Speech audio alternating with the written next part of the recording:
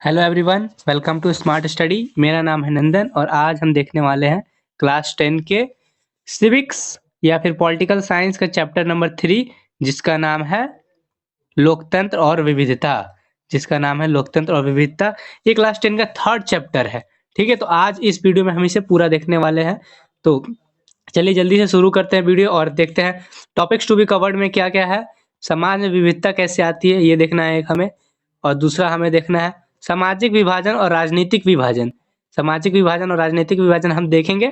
और तीसरा हम देखेंगे सामाजिक विविधता और राजनीतिक परिणाम। ठीक है, ये हम देखेंगे और कुछ छोटी छोटी चीजें वो भी हम देखेंगे इसके साथ साथ में। ठीक है, तो भाई चलिए वीडियो को शुरू करते हैं ताकि ड्यूरेशन भी कम रहे वीडियो का।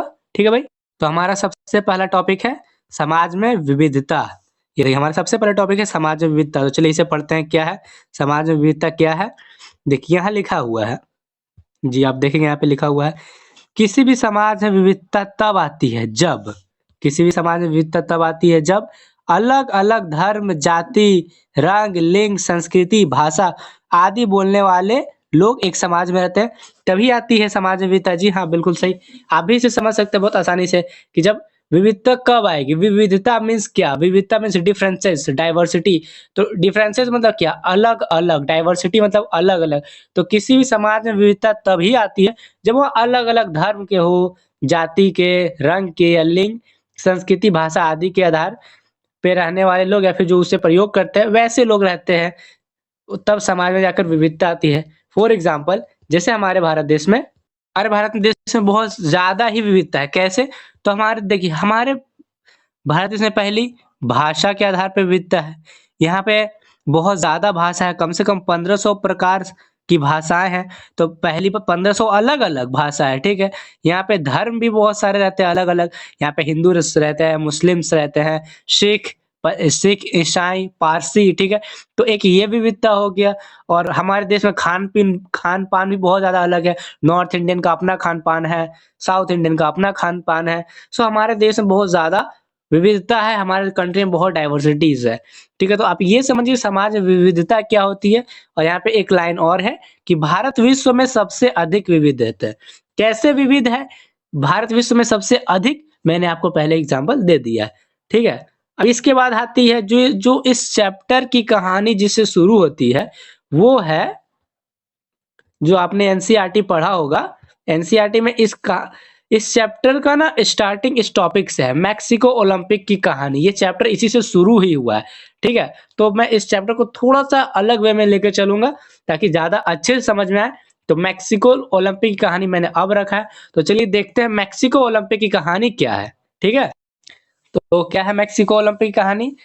मैक्सिको ओलंपिक की कहानी मैक्सिको में हुई हुई एक वारदात से जुड़ी हुई है कि क्या वहां पे हुआ था।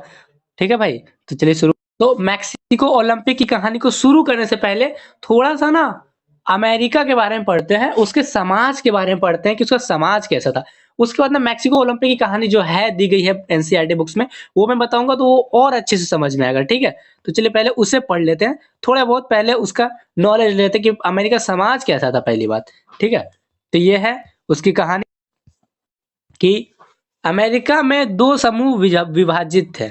अमेरिका में लोग दो समूह में विभाजित है। कौन कौन? पहला है अश्वेत मीन्स ब्लैक, दूसरा है श्वेत मतलब गोरे या फिर आप कह सकते हैं व्हाइट। ये अमेरिका में ब्लैक व्हाइट होता था, जैसे हम लोग के यहाँ कास्ट सिस्टम था वैसे ही अमेरिका में ब्लैक एंड व्हाइट सिस्टम था। ठीक है भाई, और क्या है, अश्वेतों को अफ्रीका से गुलाम बनाकर लाया जाता था और इनसे गुलामी कराई जाती थी, जिससे इनकी पीढ़ी यहीं बस गई। बात है कि अमेरिका में मैक्सिमम आदमी गोरे हैं, व्हाइट है, तो फिर ब्लैक ब्लैक कहां से है? तो ये भाई ब्लैक जिसे अश्वेत कहते हैं, ये ना मूल निवासी अमेरिका के नहीं है, ये अफ्रीका से लाए गए हैं। कब? 17वीं सदी में क्या होता था ना कि अफ्रीका से लोगों को लाकर गुलाम बनाया जाता था, उनसे गुलाम गिरी करवाई जाती थी। जो मैंने यहाँ पे पॉइंट नोट करने के लिए यहाँ पे मैंने लिखा हुआ है कि इनसे गुलामी कराई जाती थी जिससे इनकी पीढ़ी बच गई। अब वहां से किसी 17वीं सदी में किसी काले आदमी को उठा के लाया, उसे यहाँ पे नौकरी करवाई, मतलब मीन्स गुलामी करवाए। अब उसके बच्चे यहाँ पे पैदा हुए, वो भी यहीं पे गुलामी करने लगे, और उनके बच्चे यहाँ पे पैदा हुए, वो भी यहीं पे गुलाम ही करते रहे। तो धीरे धीरे करके ना वो बस गए यहाँ पे, उनकी आबादी धीरे धीरे बढ़ने लगी और वो यहाँ पे बस गए। ठीक है, तो ये सब बातें थी। आगे नेक्स्ट क्या है, नेक्स्ट क्या है, इन अश्वेतों को अफ्रो अमेरिकन कहते थे। हाँ, तो ये जो ब्लैक्स थे जिन्हें अफ्रीका से उठाकर लाया गया था और इनसे गुलामी करवाई थी, इन्हें क्या कहते थे, इन्हें कहते थे अफ्रो अमेरिकन। और इनके साथ रंग के आधार पर भेदभाव किया जाता था, क्योंकि ये काले थे, अफ्रीका से लाए गए थे और अमेरिका के मूल निवासी गोरे थे, इसीलिए काला गोरा का भेद होता था यहाँ पे। अफ्रीकी जो कि काले थे, उन्हें ज्यादा वैल्यू, उन्हें ज्यादा अधिकार नहीं थे। और ये अधिकार क्यों नहीं थे, बस उनका रंग काला है इसलिए। ठीक है, और आगे पढ़ते हैं, और आगे लिखा हुआ है, आगे लिखा हुआ है अश्वेतों के पक्ष में। अब भाई उनके साथ बहुत ज्यादा अत्याचार होने लगे, जैसे कि अगर कोई अश्वेत है और कोई अश्वेत में मैं ऐसे गोरा और काले से बोलता हूँ, अगर कोई गोरा इंसान है और कोई काला इंसान है, अगर मान लो बस में पहले कोई काला इंसान पहुंच गया और वो बैठ गया, इसके बाद अगर कोई गोरा इंसान आता है ना, तो उस काले इंसान को, गोरे इंसान को जगह देनी होगी। क्यों देनी होगी, क्योंकि वो गोरा है, बस इसलिए। और तरह तरह का उनके साथ ज्यादती किया जाता था, उन्हें हक नहीं था। ठीक है, तो अब जानते हो ही कि जब किसी के साथ भी अन्याय होता है तो एक ना एक दिन उसे भी न्याय मिलता ही है। तो क्या हुआ ना, अश्वेतों के पक्ष में मार्टिन लूथर किंग जूनियर की अगुवाई में भेदभाव को मिटाने की लड़ाई लड़ी गई। अब एक आदमी है जिसका नाम है मार्टिन लूथर किंग जूनियर, इसे आप नोट डाउन करेंगे, ये इंपॉर्टेंट नेम है। ये देखिए, मार्टिन लूथर किंग जूनियर। ठीक है, तो इन्होंने लड़ाई लड़ी कि भाई देखो, ये सब रंग भेद के आधार पे मत करो कुछ, ये गलत है, हमारे साथ गलत हो रहा है, तो हमें न्याय चाहिए, हम ये भेदभाव नहीं सहेंगे। इसलिए उन्होंने भेदभाव को मिटाने की लड़ाई लड़ी। ठीक है, तो अब आगे देखते हैं आगे क्या है। इन्होंने क्या किया, मार्टिन लूथर किंग जूनियर ने, इन्होंने नस्ल आधारित भेदभाव को खत्म करने तथा समान अधिकार की मांग की।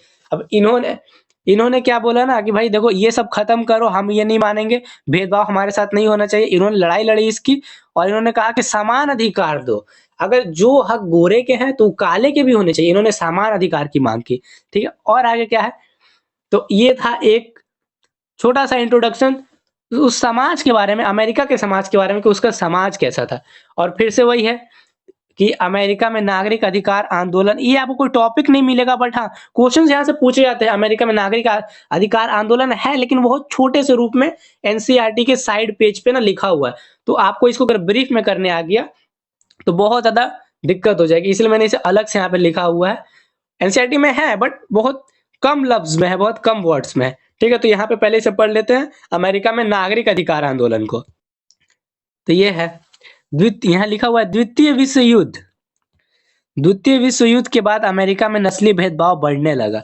जो सेकेंड वर्ल्ड वॉर हुई थी, उसके बाद अमेरिका में जो भेदभाव है, काले और गोरे का भेदभाव, वो और ज्यादा बढ़ने लगा था। ठीक है, और क्या है, और आगे जो बहुत बड़ी बात है, ये है कि 1950 के दशक में नागरिक अधिकार आंदोलन के लिए शक्तिशाली प्रदर्शन हुए थे, पर 1954 में सर्वोच्च न्यायालय ने अलग परंतु समान सिद्धांत को अस्वीकार कर दिया। जो उनकी सुप्रीम कोर्ट है, उन्होंने इस बात को मानने से मना कर दिया गया कि भाई काले जो अश्वेत है उन्हें भी इक्वल राइट्स दिए जाए। मुझे नहीं पता उन्होंने क्यों मना किया, बट उनकी सुप्रीम कोर्ट ने भी मना किया कि नहीं, अश्वेतों को इक्वल राइट नहीं दिए जा सकते, उन्होंने मना किया था। ठीक है, और आगे है नस्लीय भेदभाव के विरुद्ध। तो नस्लीय भेदभाव के विरुद्ध मार्टिन लूथर किंग जूनियर ने आंदोलन चलाया और 1960 में इस भेदभाव के कानून के जरिए समाप्त कर दिया गया। एट द एंड 1960s में ये जो श्वेत और अश्वेत का ये जो डिफरेंस था, उनके के साथ जो अनइक्वालिटी थी, उसे बाय लॉ एक कानून बनाकर समाप्त कर दिया गया 1960 में। ठीक है, ये था अभी तक अमेरिका का वो समाज, 1940-50 के दौर का समाज, अमेरिका का समाज कैसा था, इसका एक छोटा सा मैंने या कहूँ ब्रीफ इंट्रोडक्शन मैंने दिया। अब आइए वापस उस टॉपिक पे जिससे एनसीईआरटी शुरू होती है। एनसीईआरटी शुरू होती है इस चैप्टर में, एनसीईआरटी शुरू होती है इस टॉपिक से, टॉमी स्मिथ और जॉर्ज कार्लोस की कहानी, जो कि आप इसे कह सकते हैं मैक्सिको की कहानी। ठीक है, अब आते हैं यहाँ पे क्या हुआ था।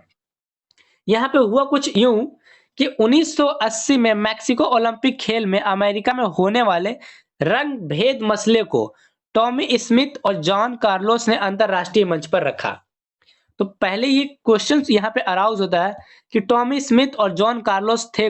टॉमी स्मिथ और जॉन कार्लोस दो व्यक्ति थे, ये दो व्यक्ति थे, ये अमेरिका के ही थे, बट ये काले लोग थे। ठीक है, ये अमेरिका के दो काले धावक थे, ये जो दौड़ते हैं ना उसे कहते हैं, ये दो धावक थे अमेरिका के। और ये ना जीते, ये अमेरिका में मैक्सिको में होने वाली क्या वो जो ओलंपिक्स हुए थे उसमें इन्होंने जीता था। किसने जीता था? टॉमी स्मिथ और जॉन कार्लोस, इन्होंने प्राइज जीते थे। प्राइज सॉरी मैं कहूँ, इन्होंने उस रेस में हिस्सा लिया और इन्होंने जीता था अंतरराष्ट्रीय ओलंपिक में। ठीक है, और ये दोनों काले थे और इन्होंने क्या किया ना कि अमेरिका में होने वाले रंग भेद मसले को अंतरराष्ट्रीय स्तर पर उठाया, मंच पर रखा था। ठीक है, इन्होंने अब कैसे रखा था तो आइए ये जानते हैं। जब उन्हें प्राइज लेने के लिए बुलाया गया अमेरिका के मंच पर, जब भी कोई टीम जीतती है तो उसे सम्मान देने के लिए, मेडल देने के लिए बुलाया जाता है। तो जब इन्हें बुलाया गया तो इन्होंने क्या किया, बिना जूते के केवल मोजे पहनकर चले, ये लोग बिना अश्वेतों की गरीबी को दर्शाया गया। इन्होंने क्या किया ना कि इन्होंने जूते नहीं पहने, सिर्फ मोजे पहन के चले गए ये मेडल लेने।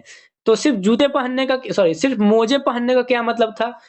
सिर्फ मोजे पहन के जाना, या फिर मैं कहूँ जूते पहन के ना जाने का मतलब यह था कि अमेरिका में काले लोग गरीब है, अमेरिका में काले लोग गरीब है, ये मैसेज दिया गया जूते नहीं पहनकर, या मैं कहूँ सिर्फ मोजे पहनकर खाली पैर चले जाना। ये मैसेज दिया गया कि अमेरिका में काले लोगों के साथ अत्याचार होते हैं, उनके साथ भेदभाव होता है, यहाँ पे कंडीशंस ठीक नहीं है, और काले लोग अमेरिका में गरीब है। और क्या है, और इन्होंने क्या किया, और स्मिथ ने अश्वेतों के आत्मगौरव को बताने के लिए अपने गले में काला मफलर पहना था।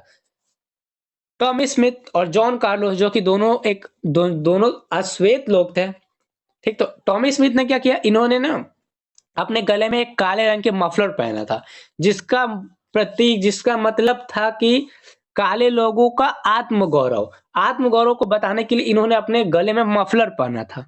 और क्या था, कार्लोस ने मारे गए अश्वेतों की याद में मनकों की माला पहनी थी। जॉन कार्लोस ने गले में माला पहनी थी, जिसका मतलब था कि अश्वेत जो मारे गए हैं अमेरिका में भेदभाव से और किसी भी तरीका से, तो उनको याद करने के लिए उन्होंने मनकों की माला पहनी थी। ठीक है, और आगे देखते हैं।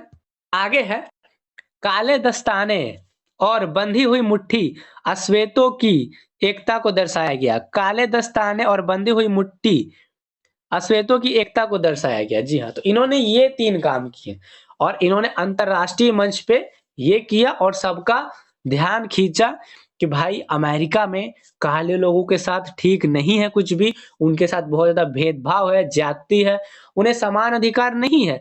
तो ये सब अंतरराष्ट्रीय मंच पर रखा गया जॉन स्मिथ और कार्लोस के द्वारा।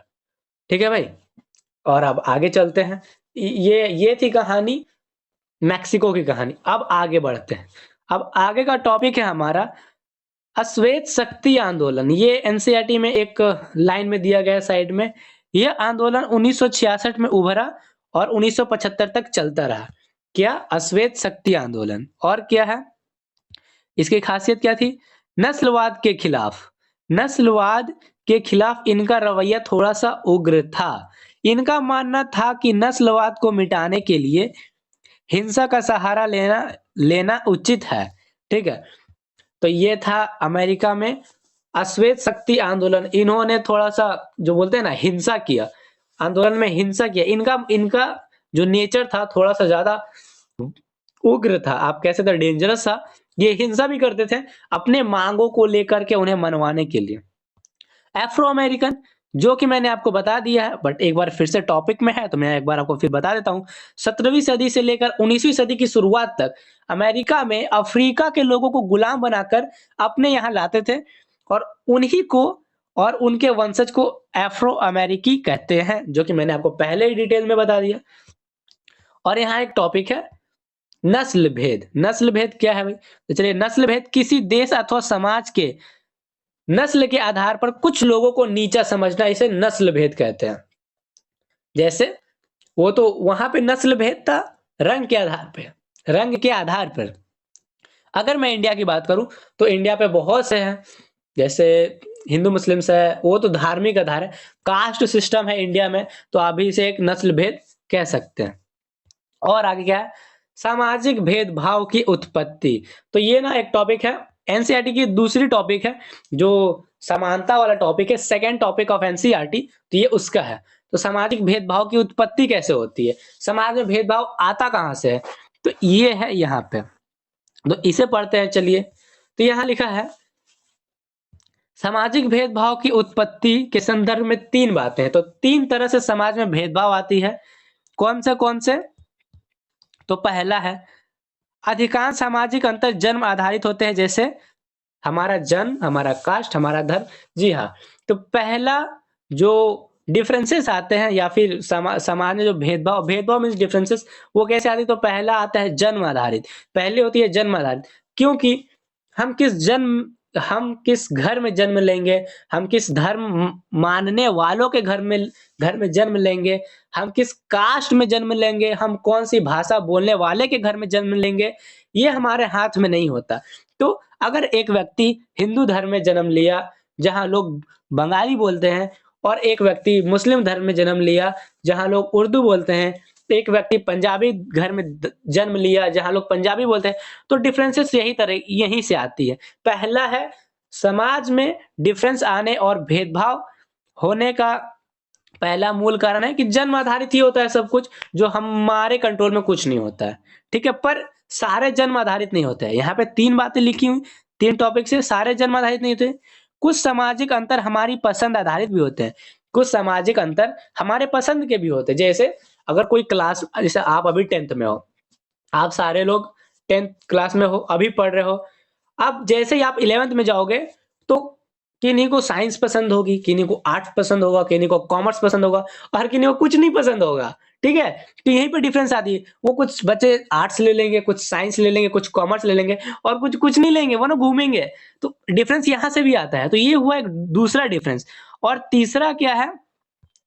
और तीसरा ये है कि सभी सामाजिक कारण सामाजिक विभाजन के का कारण नहीं बनते। कभी-कभी क्या होता है ना कि समाज में इतना ज़्यादा डिफरेंस होता है, सामाजिक अंतर होता है कि वो सामाजिक विभाजन का रूप ले लेते हैं।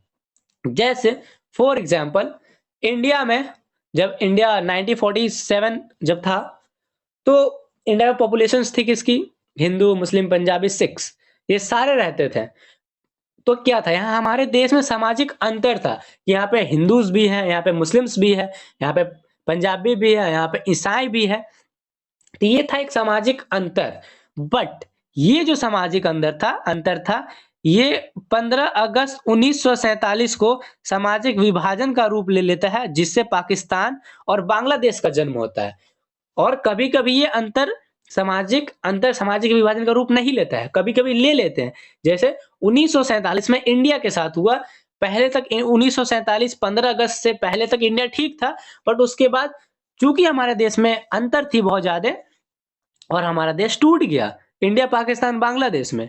ठीक है, तो अब यहाँ पे क्वेश्चन उठता है कि जो सामाजिक अंतर है, सामाजिक विभाजन कब बनता है? ये डेफिनेटली सा क्वेश्चन है, क्योंकि हमने अभी कहा कि हर सामाजिक अंतर सामाजिक विभाजन का कारण नहीं बनता। तो कब सामाजिक अंतर सामाजिक विभाजन का कारण बनता है, ये एक क्वेश्चन है, इंपॉर्टेंट क्वेश्चन है। तो चलिए इसका आंसर यहाँ पे है। ठीक है, तो क्वेश्चन है हमारे पास, इसका आंसर है कि सामाजिक अंतर सामाजिक विभाजन दो स्थिति में होती है। कोई भी समाज में सामाजिक अंतर सामाजिक विभाजन का रूप कब लेगी? ऐसे जब दो स्थिति होंगे तब लेंगे। कब? तो पहला है किसी एक सामाजिक अंतर का अन्य अंतरों से बड़ा हो जाना, ये पहला कारण है। जैसे अमेरिका में अश्वेत और श्वेत, इंडिया में हिंदू और मुस्लिम्स, और बहुत सारे एग्जाम्पल है। अगर मैं इसे डिटेल में समझाऊं तो इसका मतलब है कि जब किसी समाज में एक अंतर अन्य अंतरों से बड़ा हो जाता है, तब ये जो सामाजिक अंतर है, सामाजिक विभाजन का कारण बनता है। जैसे अमेरिका में श्वेत अश्वेत, अमेरिका में क्या हाल थी कि वहां पे काले लोग रहते थे, वहां पे गोरे लोग भी रहते थे। उससे कोई मतलब नहीं था कि काले और गोरे तो इंडिया में भी रहते हैं। इससे क्या मतलब फर्क पड़ता है इस बात से कि उनके साथ भेदभाव होने लगा कि तुम काला है तो और हम गोरा है तो हम ज्यादा बड़ा है। उसके लिए सिर्फ काला और गोरा मैटर किया। इसलिए उस कंडीशन में जब इस आधार पर कि आप काले हो मैं गोरा हूं तो मेरे ज्यादा अधिकार होंगे, मेरे ज्यादा प्रॉस्पेरिटीज होंगे, मुझे ज़्यादा स्वायत्ता मिलनी चाहिए। जब ये सब हो जाता है, एक अंतर दूसरी अंतर से बड़ा हो जाता है, तब जाकर वो सामाजिक विभाजन का रूप ले लेता है। और अगर मैं दूसरा एग्जांपल दूं, तो इंडिया के साथ जो हुआ 15 अगस्त 1947 में जब इंडिया आज़ाद हुआ, तो उस समय पाकिस्तान का भी निर्माण हुआ, बांग्लादेश का भी निर्माण हुआ। उससे पहले तक हमारा कंट्री एक ही था।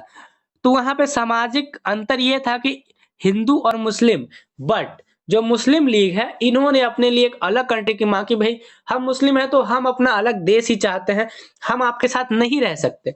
तो ये उनके लिए इतना बड़ा अंतर हो गया कि उन्होंने अलग देश मांगने की कोशिश करी, जो कि उन्हें मिला भी।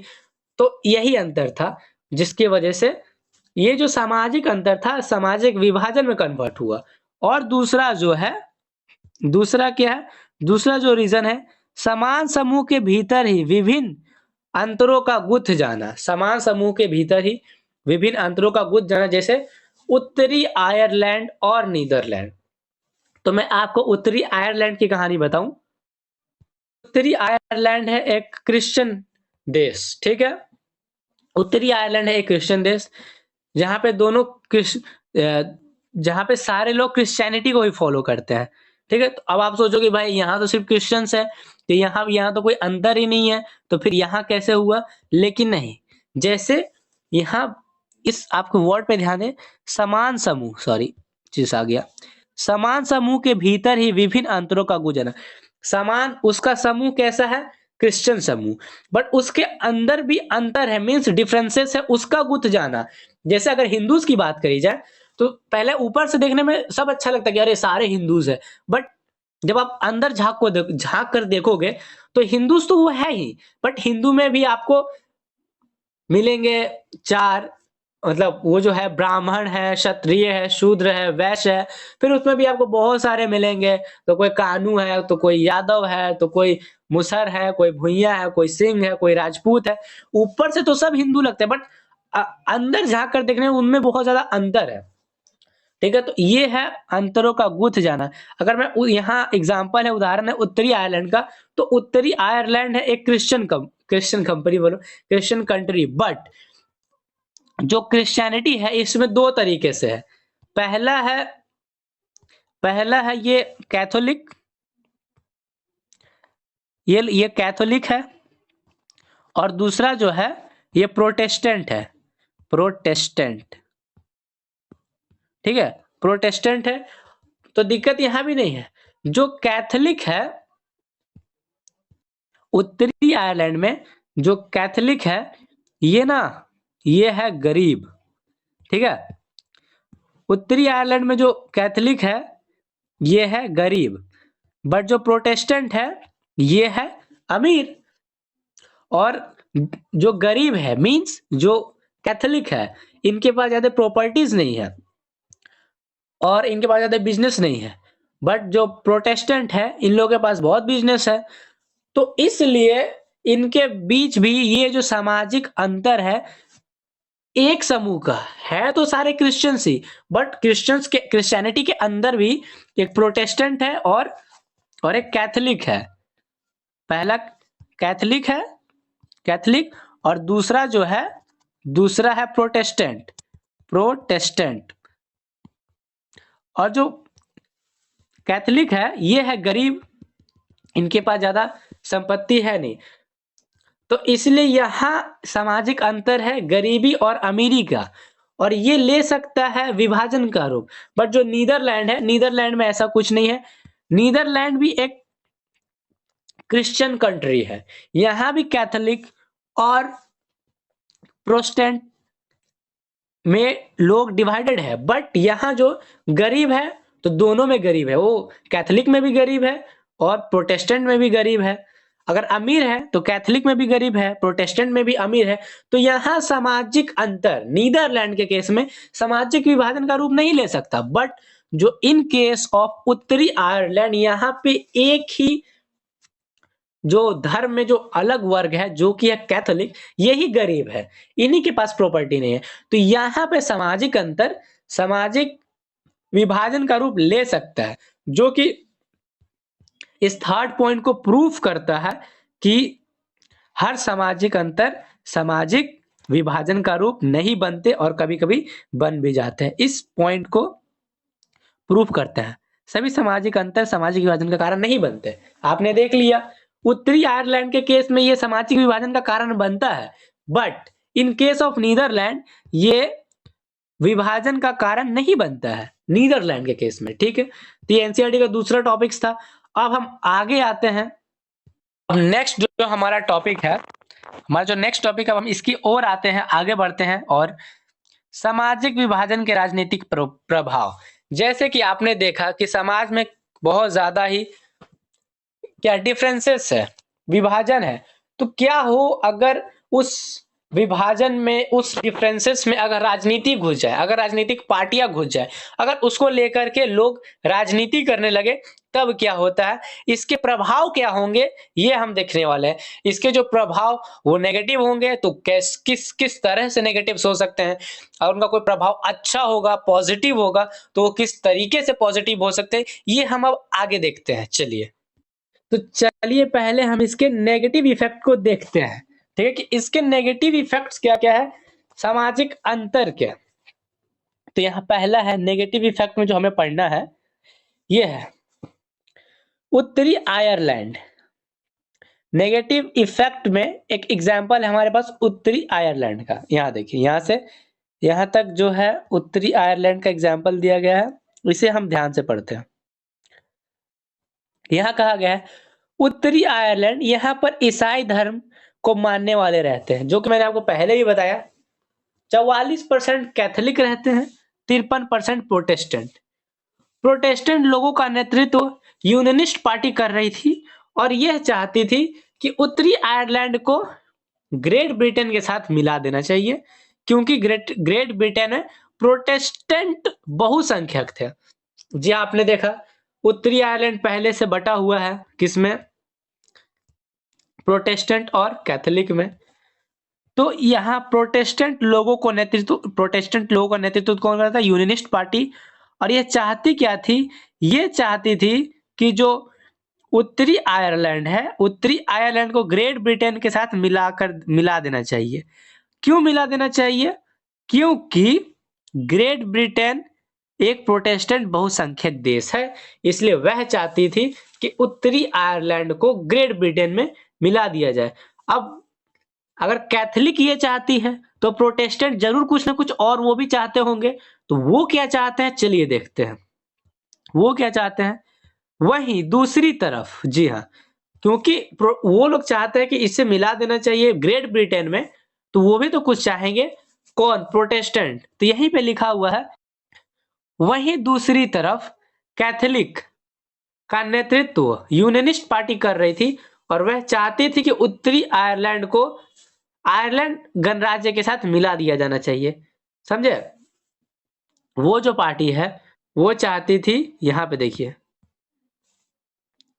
प्रोटेस्टेंट चाहती थी कि उत्तरी आयरलैंड को ग्रेट ब्रिटेन के साथ मिला दिया जाना चाहिए, क्योंकि ग्रेट ब्रिटेन एक प्रोटेस्टेंट बहुसंख्यक देश है। बट इसकी दूसरी तरफ जो कि कैथोलिक है, कैथोलिक समाज चाहता था कि इसे आयरलैंड गणराज्य के साथ मिला देना चाहिए, क्योंकि इसमें आयरलैंड के लोग ज़्यादा रहते, आयरलैंड सॉरी, इसमें कैथोलिक लोग ज़्यादा रहते थे, इसलिए वो ऐसा चाहती थी।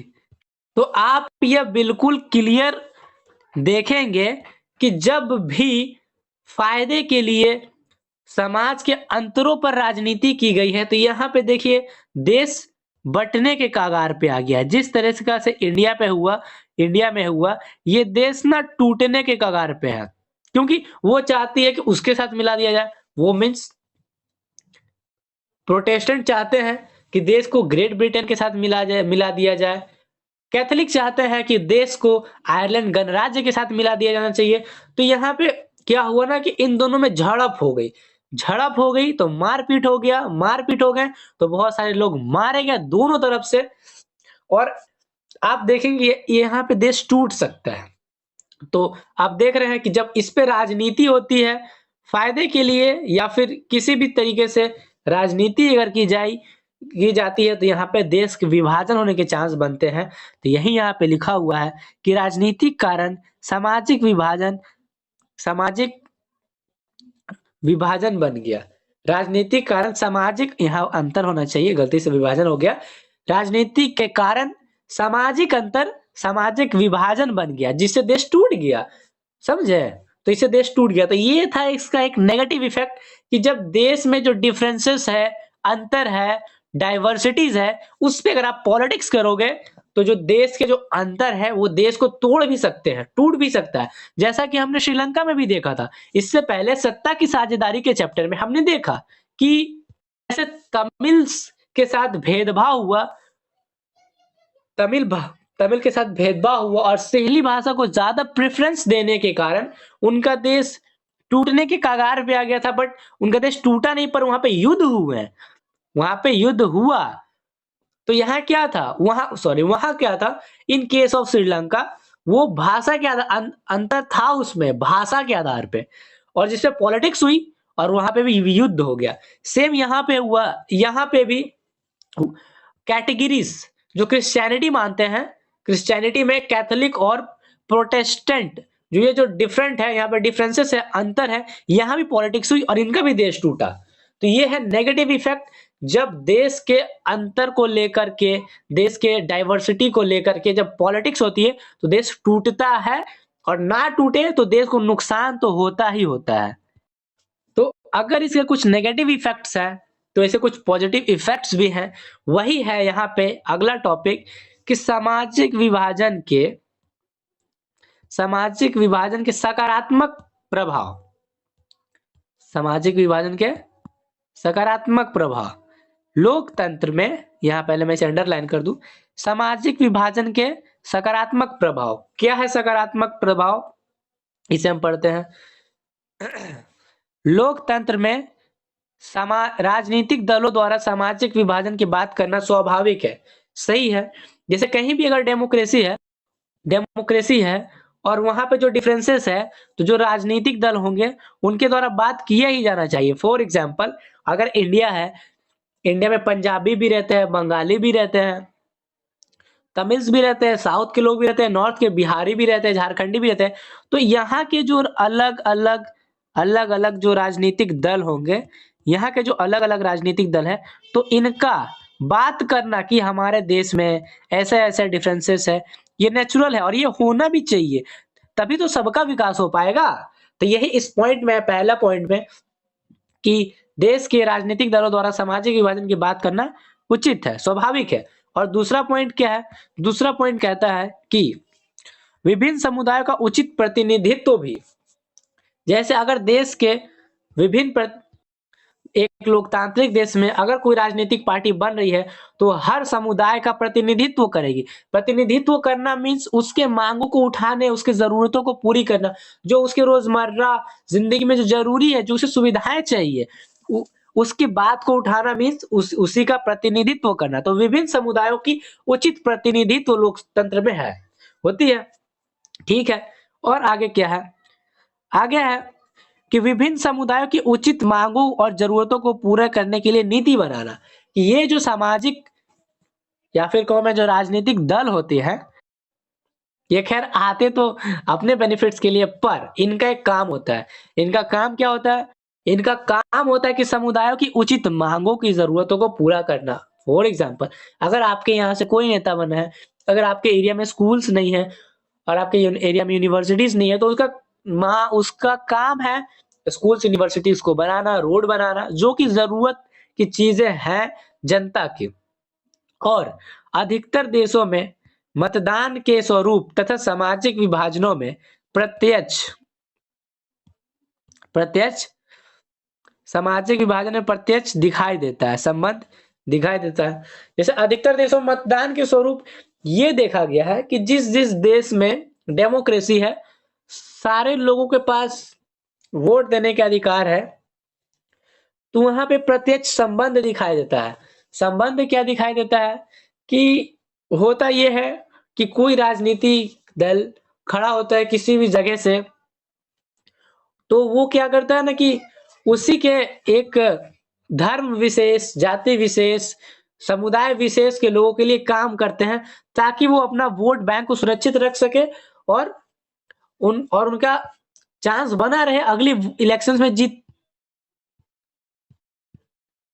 जीतने का उनका चांस बना रह सके। वो ऐसा दिखाई देता है। पहला संबंध क्या है? पहला संबंध हमें जो दिखाई देता है कि कई बार क्या होता है कि जो नेता होते हैं वो सिर्फ बहुसंख्यक के लिए काम करते हैं, ताकि उन्हें अपना वोट बैंक सुरक्षित रखा जाए, उसका वोट बैंक बचा रहे। तो ये पहला संबंध हुआ। दूसरा संबंध क्या दिखता है हमें? दूसरा संबंध हमें यह दिखता है कि कई बार ये देखा गया है कि जो लोग होते हैं वो भी धर्म के आधार पर, जाति के आधार पर, समुदाय के आधार पर, भाषा के आधार पर वोट डालते हैं। मान लो कि अगर कोई किसी इलाके से किसी समुदाय का आदमी खड़ा हुआ, तो वो ये इसलिए उन्हें वोट देते हैं कि हमारी जात के हैं। जैसे अगर कोई यादव खड़ा हो गए, तो सारे यादव उसे ही वोट देने लगेंगे। क्यों? क्योंकि वो उसके जात के, वो सिंह को वोट नहीं देने जाएंगे। मैं ऐसा मैं नहीं बोलता हूँ कि नहीं होता है, बट ऐसा भी होते हैं, ऐसा हुआ है हिस्ट्री में कि वो ना देखते हैं कि हमारा जात भाई है। ये जो जात भाई वाला कहानी है, ये चलता है। तो यहाँ पे ना दो चीज दिखता है। एक कि जो नेता ही है वो बहुमत के लिए ही काम करते हैं, पहला संबंध। तो अब तक हमने देखा कि सामाजिक अंतर का राजनीतिक प्रभाव क्या है, वो सकारात्मक है या नकारात्मक है, वो कैसा है, वो सामाजिक विभाजन या फिर अंतर का हमने राजनीतिक प्रभाव देखा। तो क्वेश्चन अब ये अराउज होता है, क्वेश्चन अब ये उठता है कि किसी सामाजिक अंतर का जो परिणाम होगा वो पॉजिटिव होगा या वो नेगेटिव होगा। ये नेगेटिव होगा, ये किस बात पे डिपेंड करता है? जैसे समाज में अंतर, हमने अभी सामाजिक अंतर के सकारात्मक प्रभाव भी देखे और हमने अभी नकारात्मक प्रभाव भी देखे। तो अब ये क्वेश्चन ये उठता है कि किसी समाज में उसके सामाजिक अंतर का जो राजनीतिक प्रभाव होगा वो सकारात्मक होगा या नकारात्मक होगा, ये किस बात पर डिपेंड करता है? ये किस बात पर डिपेंड करता है? ठीक है, तो वो जो रिजल्ट्स है वो पॉजिटिव होंगे या वो नेगेटिव होंगे, वो 3 बात पे डिपेंड करती है। ठीक है, 3 बात पे डिपेंड करती है। इसीलिए एनसीईआरटी में एक टॉपिक भी है 3 आयाम, कि सामाजिक अंतर के राजनीतिक प्रभाव सकारात्मक होंगे या नकारात्मक होंगे, वो इन चीजों पर डिपेंड करती है। पहला, कि लोग अपनी पहचान को किस तरीके से समझते हैं। जैसे कुछ लोग अपनी पहचान को इस तरीके से समझते हैं कि वो सबसे अलग है, या फिर वो इस तरीके से समझते हैं कि वो अलग होते हुए भी सबके साथ मिलजुल के रह सकते हैं, या वो सबसे विशिष्ट है। फॉर एग्जाम्पल, अगर मैं फिर से भारत में 1947 का एग्जाम्पल लूं, तो 1947 में क्या हुआ? जो मुस्लिम लीग है, इन्होंने अपनी पहचान को किस तरीके से लिया? इन्होंने अपनी पहचान को सबसे ज्यादा विशिष्ट तरीके से लिया। कि देखिए, मुस्लिम्स आज भी हैं इंडिया में, मुस्लिम पहले भी थे, बट ऐसा क्या था 1947 में जो रातों रात हमसे बहुत बड़ा भाग बांग्लादेश और पाकिस्तान अलग हो गया। यह कि उस समय के मुस्लिम लीग ने अपनी पहचान को सबसे विशिष्ट समझी कि हम जो मुसलमान हैं, अब हम चूंकि हम मुसलमान हैं, हमारी एक विशिष्ट पहचान है, इसलिए हम बाकी की कम्युनिटी के साथ नहीं रह सकते। उन्होंने अपनी पहचान को सबसे ज्यादा विशिष्ट माना, इसीलिए वह जो है राजनीतिक अंतर एक राजनीतिक विभाजन का रूप लिया 1947 में, जिसे आप कह सकते हैं कि वह एक नकारात्मक विभाजन था। ठीक है, तो किसी देश में राजनीतिक अंतर के सामाजिक अंतर के राजनीतिक प्रभाव किस चीज पे डिपेंड करती है, तो पहला इसी पे डिपेंड करता है कि लोग अपनी पहचान को किस तरह समझते हैं। अगर वो कोऑपरेट नहीं कर सकते, अगर वो खुद को विशिष्ट समझते हैं, तब यहाँ पर डेफिनेटली नेगेटिव इम्पैक्ट पड़ेंगे सामाजिक अंतर का, जो कि हमने देखा है। फॉर एग्जाम्पल, जो मैंने अभी इंडिया के 1947 वाला दिया एग्जाम्पल, इसी को मैं अब उत्तरी आयरलैंड के वो जो कैथोलिक थे और प्रोटेस्टेंट थे उसमें, और जो अमेरिका में गोरे और काले, इसमें भी हम समझ सकते हैं कि गोरे लोग अपने आप को ज्यादा विशिष्ट मानने लगे थे। जो जो गोरे थे, मैं गोरे को व्हाइट से बनाता हूं, ये जो गोरे थे, अरे अब ये जो गोरे थे, वो ये तो दिख ही नहीं रहा। अच्छा, रेड से पीले से बना था वो गोरा, पीला कलर कहाँ से सेलेक्ट, हाँ हो गया। ये जो गोरे थे व्हाइट, और ये जो ब्लैक्स थे, ब्लैक को मैं ब्लैक कलर से ही बनाता हूँ ब्लैक, ये गोरे ब्लैक के साथ कोऑपरेट करने को तैयार नहीं थे। ठीक है, ये एक तरह से इसका दुश्मन था। ये गोरे कालों के साथ कोऑपरेट नहीं कर सकते थे, जिसके कारण क्या हुआ, नेगेटिव इंपैक्ट हमें देखने को मिला। हमें देखने को मिला वहां पे युद्ध हुए, हमें देखने को मिला वहां पे कलेश हुए, वहां पे अश्वेत आंदोलन चला। तो पहला तो यही यही इसी को हमने समझा कि किसी देश में उसके राजनीतिक अंतर, सॉरी सामाजिक अंतर, राजनीतिक पर राजनीतिक प्रभाव कैसा होगा, पॉजिटिव होगा या नेगेटिव होगा, ये लोगों के पहचान किस तरह समझते हैं इस पे डिपेंड करता है। दूसरा कि किसी समुदाय की मांग को राजनीतिक दल कैसे उठाते हैं। ठीक है, किसी समाज में जो अंतर है उसके राजनीतिक प्रभाव पॉजिटिव होंगे या नेगेटिव, इसका दूसरा आयाम या फिर ये बात दूसरी चीज पे डिपेंड करती है कि उसके जो लीडर्स है, जो नेता है, जो राजनीतिक दल है, उसके बात को किस तरीके से उठाते हैं। अगर मान लीजिए कि किसी समुदाय से तकलीफ है और उनके जो नेता है अगर वो उग्र उग्र अगर डेंजरस हिंसावादक तरीके से उठाते हैं, ठीक है, अगर हिंसा करने की मंशा से अगर ये उठाएंगे, तो जाहिर सा बात है वहां पे लड़ाई होगा, जो कि एक अच्छी बात नहीं है। ठीक है, जैसे कि हमने देखा कि श्रीलंका में उसमें तमिल्स का उन्हें हक देना कम करना शुरू कर दिया था, और जो सिंहलिस थे उन्हें ज्यादा हक देना शुरू किया। तो यही है कि अगर कोई राजनीतिक दल अगर अपनी मांग को उग्र तरीके से उठाते हैं, तो फिर इसके इम्पैक्ट अलग पड़ते हैं। उसी प्रकार अगर कोई राजनीतिक दलों में मतभेद होने पर कोई राजनीतिक दल ये बोले कि ठीक है, आप टेबल पे आओ, हम टेबल पर मिल बांट कर बात करेंगे, तो आप ही मुझे बताएं किसमें पॉजिटिविटी की रिजल्ट होगी, किसमें नेगेटिव रिजल्ट होगा। जाहिर सा बात है, जो कि एक समाज को साथ लेकर और बोले कि आप टेबल पर बात करें, हम समाधान निकालेंगे, तब वहां पे जो रिजल्ट होंगे, सामाजिक अंतर का जो राजनीतिक रिजल्ट होगा वो पॉजिटिव होगा, और पहले वाले केस में नेगेटिव होगा, वहां पे मारपीट दंगे फसाद हो जाएंगे। तो यही इसकी दूसरी बात को प्रूफ करता है कि किसी सामाजिक अंतर में उसका जो राजनीतिक प्रभाव होगा वो पॉजिटिव होगा या नेगेटिव, ये डिपेंड करता है कि उसके राजनीतिक दल, उसके नेता उसके बात को कैसे उठाते हैं। और अंतिम जो है इस टॉपिक का भी, कि सरकार सामुदायिक मांग को किस प्रकार रखती है। जैसे कि अगर किसी ने मांग की है कि हमें ये चाहिए वो चाहिए, तो एक सम्मेलन करके, समझ बूझ करके, आगे पीछे करके, उसका क्रॉस एंड प्रॉन्स देखने के बाद अगर कोई सरकार डिसीजन लेती है तो वो ठीक है, ना कि श्रीलंका के सरकार की तरह कि बस उन्होंने बौद्ध धर्म कोई प्रचार प्रसार करना शुरू कर दिया, तमिल्स के बारे में सोचा ही नहीं, उन्हें प्राथमिकता देने लगी, तमिल्स के बारे में सोचा ही नहीं। तो इससे क्या हुआ, यहाँ श्रीलंका में हो गए लड़ाई पिट।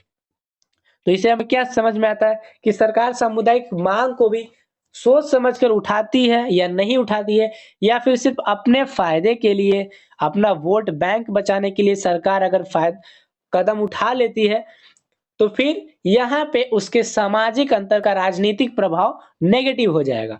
तो ये था हमारा आज का लास्ट टॉपिक जो हमने पूरा कर दिया है, और ये हो गया पूरा चैप्टर कंप्लीट। लोकतंत्र और राजनीति, क्या है चैप्टर का नाम, लोकतंत्र और विविधता। तो भाई ये चैप्टर हो गया पूरी तरीके से कंप्लीट, लोकतंत्र और विविधता। नेक्स्ट वीडियो में हम इसके मोस्ट इंपॉर्टेंट क्वेश्चंस आंसर लेकर के आएंगे, जो इसके पॉसिबल क्वेश्चंस आंसर है वो हम लेकर के आएंगे। आशा करता हूं आपको यह वीडियो अच्छी लगी हो, समझ में आया होंगे। और अगर आपको इस टॉपिक से रिलेटेड कुछ क्वेश्चंस है, कुछ डाउट है, तो वो आप कमेंट बॉक्स में नीचे कमेंट कर दें, उसको हम देखेंगे और उसके आंसर्स भी राइट करेंगे।